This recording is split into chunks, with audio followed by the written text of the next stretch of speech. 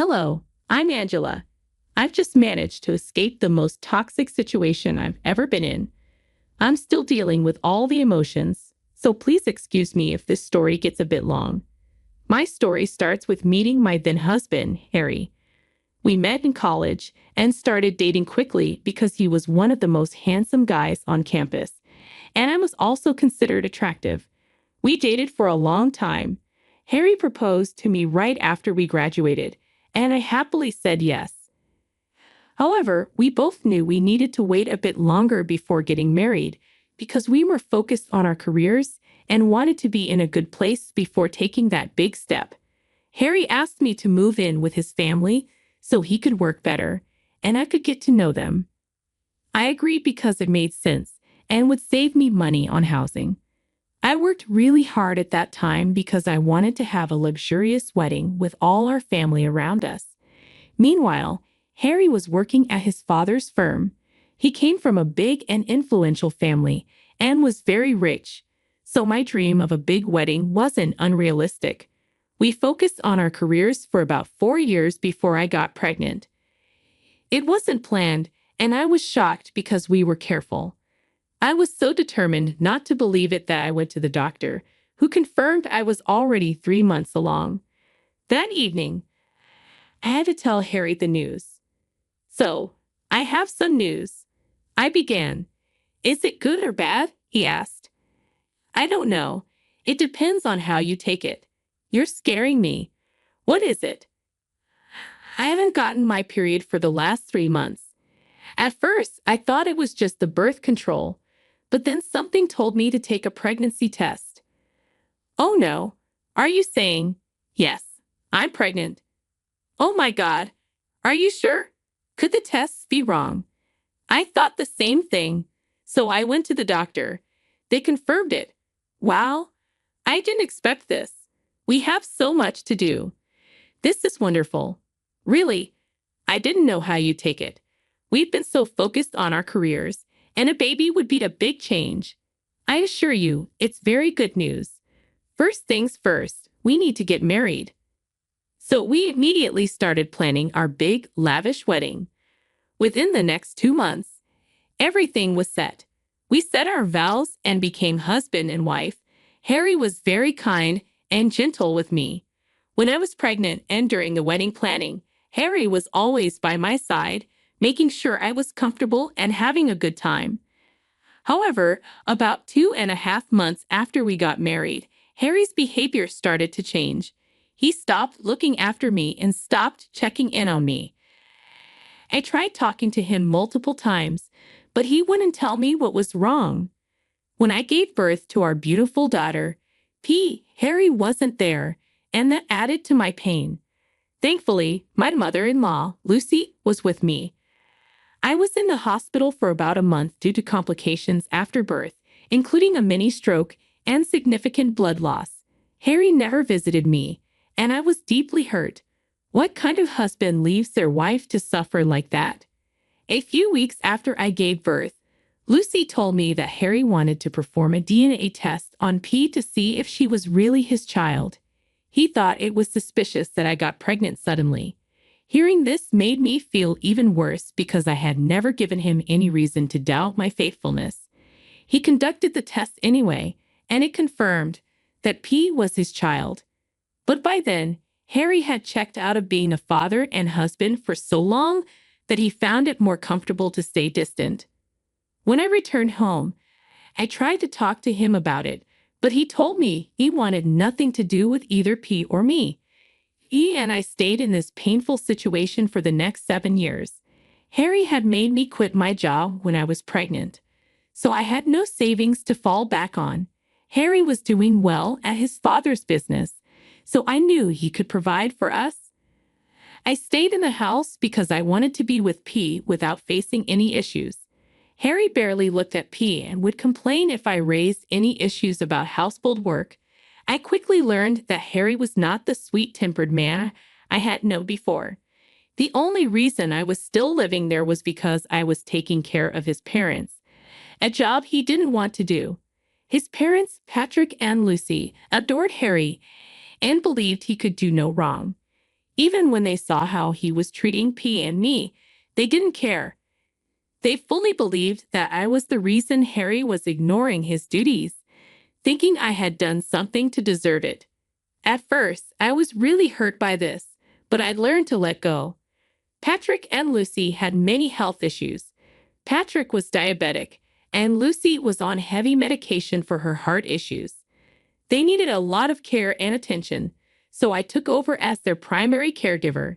Harry and his brother Mike were always busy with work, so they couldn't look after their parents.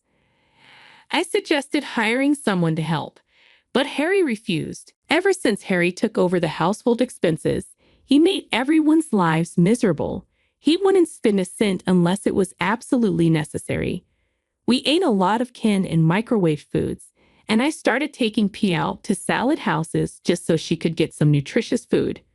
One time, P got very sick with a high fever that wouldn't go down. I began to panic when she showed no signs of improvement and begged Harry to take her to the hospital. Pet is sick. We need to take her to the hospital, I pleaded. It's just a fever. Just put a wet cloth on her head and call it a day, Harry replied. Harry, she's been sick for a week and hasn't improved.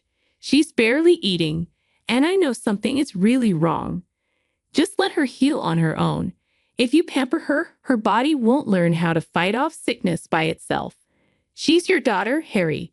Don't you have even the slightest bit of sympathy? Not really. Does my panicking and crying at least make you feel a little bad? I'm literally just begging you to give me some money to take her to the hospital. Do you even know how expensive hospitals are? That's right, you don't. You don't earn a cent and you're just freeloading off of us. And you have the nerve to ask me for money to fund your expenses. And whose fault is it that I'm not working? You forced me to quit after I gave birth. The least you can do is take some responsibility. After P was born, I realized how much I detest domestic living and wanted to rid myself of you too.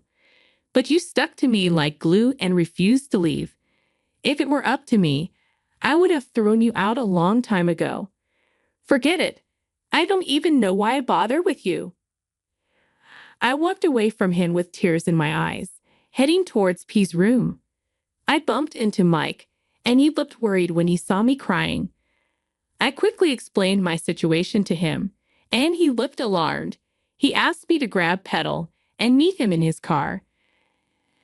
I did just that, and as we were leaving, Harry ran after us, yelling about disobeying him and sabotaging our family expenses. Mike told him to stop being a heartless jerk and let the child get the treatment she needed. Before Harry could reply, Mike drove away. My heart was pounding with fear for Petal. If Mike hadn't helped me, I would have asked a friend to lend me money, and I would have had to pay them back eventually. I was really grateful to Mike, who, unlike his brother, actually had a heart. When we got Petal into the ER, they conducted a lot of tests and found that she had a severe case of hyperpyrexia, which is just a fancy way of saying a really high fever caused by another issue. Since Petal was a child, her larger arteries were inflamed, making the fever even worse. She had to stay in the hospital for a few days so they could monitor her and bring her temperature down. Every one of those days, Harry called to tell me how selfish I was for taking Petal to the hospital after he had told me not to. The first day, I explained the situation, but he didn't care.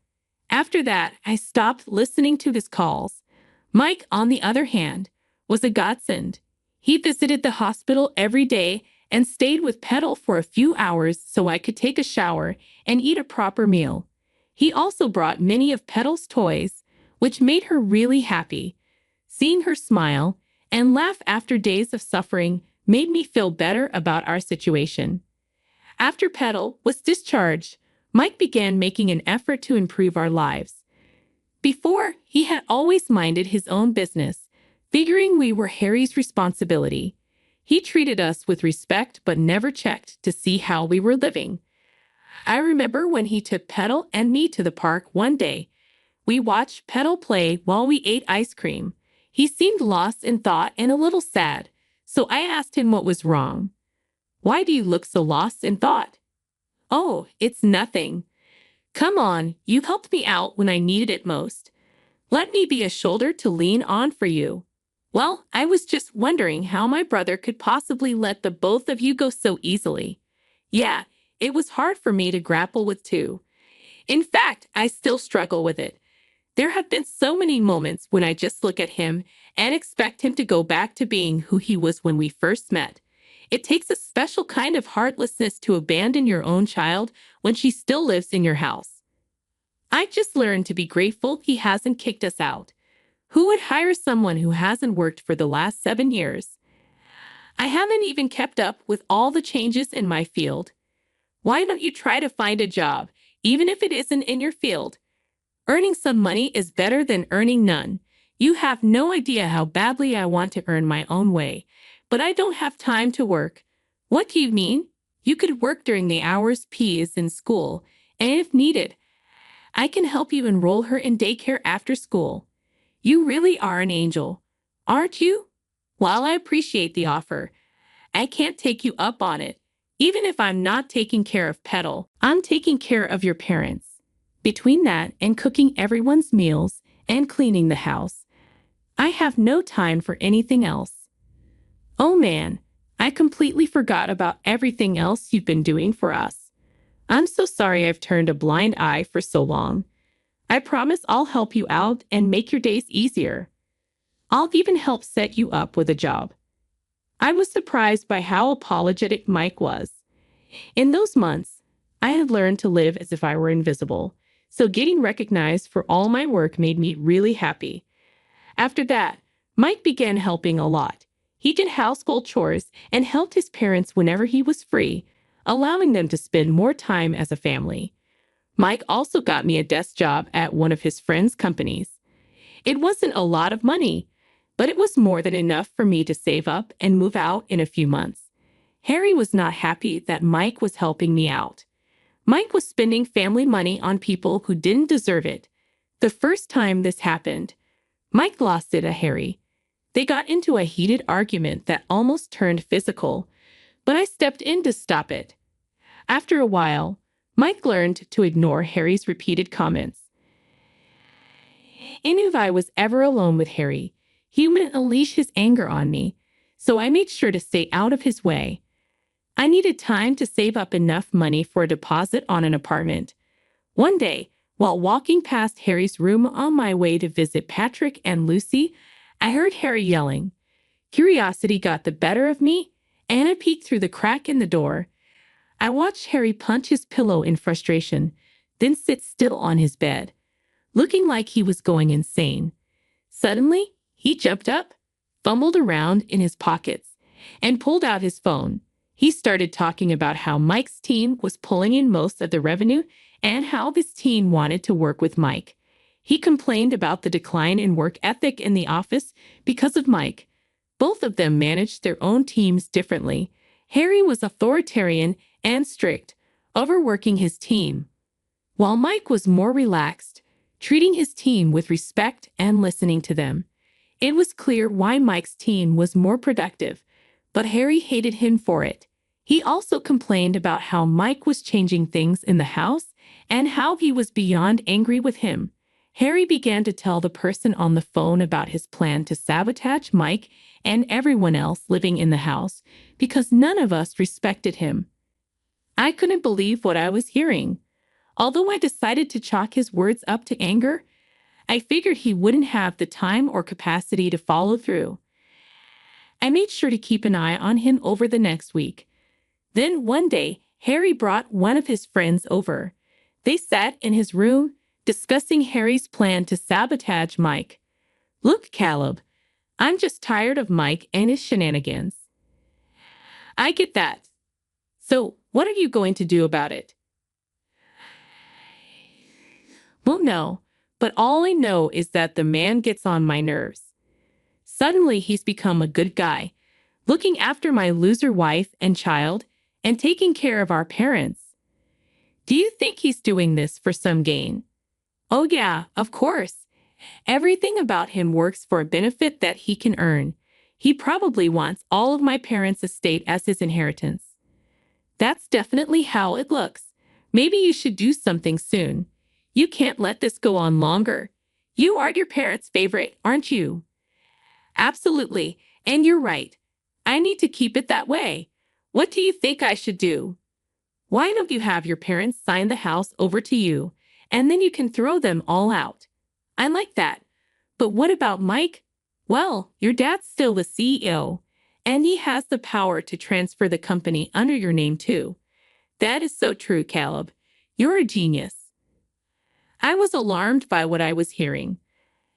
I quickly left after they switched topics, but I was sure Harry saw me. He must have tried to cover his bases before tricking his parents into signing everything over to him.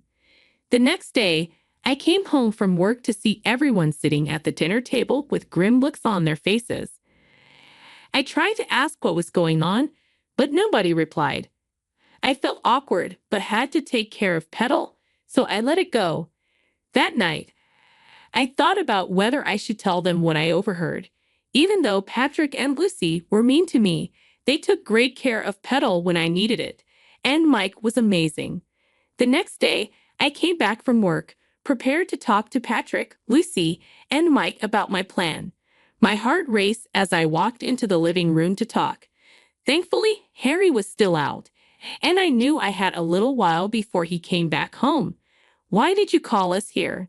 Patrick asked. "I just wanted to tell you about something I found out the other day." "Hurry up with it," Lucy said. "I happened to overhear Harry talking to someone on the phone the other day. He made plans to take revenge on Mike and, in turn, on both of you." "Get out," Patrick snapped. I couldn't believe my ears. Patrick's accusation left me speechless. Harry had already poisoned their minds, convincing them that I would fabricate some story to turn them against him. "Excuse me? You heard what he said." Patrick snapped. "I'm sorry, but why?" "Don't understand," I replied, my voice trembling. "Harry told us about how you were going to come and tell us some outlandish thing just so we could start hating him and transfer all our assets to you and Petal." "What? I would never." "Oh, shut up. Lord knows the only reason we ever put up with you was because Petal needed a mother. Now she's old enough, and you've done enough. Get out of our house and our lives," Lucy interjected harshly. "I have no place to go. I'm telling you, Harry is lying."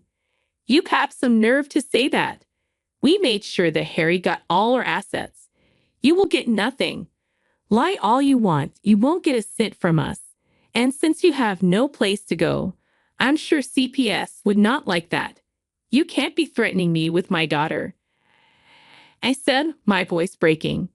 "You either leave peacefully, or we kick you out and have Petal's custody given to us," Patrick threatened. "Fine, I'll leave. Just please, take good care of my little girl." I packed my things and tearfully kissed Petal goodbye.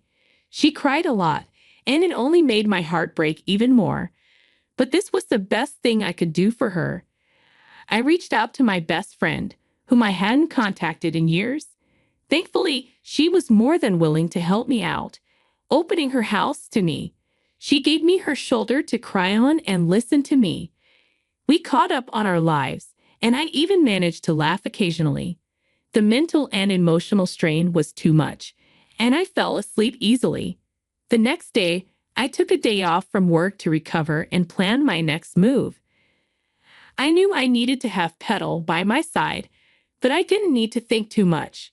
Around noon, I got a frantic call from Patrick. After calming him down, he explained that Harry had kicked all of them out of the house and even took away Mike's job, leaving them with little money to rely on. He begged me for help, but I was done. I had no sympathy for them. I contacted CPS and informed them of the situation. It wasn't long until I got Petal back with me. Despite not having solid proof of residence, I at least had a roof over my head, unlike Patrick and Lucy. My friend also testified that I was living with her until I could get back on my feet. I got numerous calls from Mike and his parents, calling me all sorts of names for taking Petal away instead of helping them. But I had tried to warn them, and they chose to make me suffer in the worst way possible. I'm always going to be grateful for how much they helped me in the past, but they crossed a big line. Right now, I have full custody of Petal, and I'm in the process of getting a divorce from Harry. My best friend helped me find a good job, and life is finally beginning to look up.